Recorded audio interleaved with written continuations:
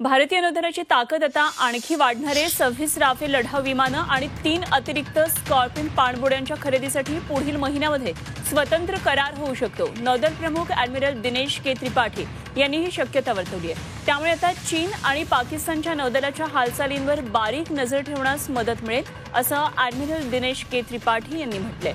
सरकारनं 2 SSN म्हणजेच अणुऊर्जेवर चालणाऱ्या पाणबुड्यांना मंजुरी दिली आहे। त्यामुळे 6 पाणबुड्या तयार करण्याची योजना असल्याचं त्रिपाठी म्हणाले। संरक्षण क्षेत्रातून ही अत्यंत महत्त्वाची एक घडामोड पुढे येते।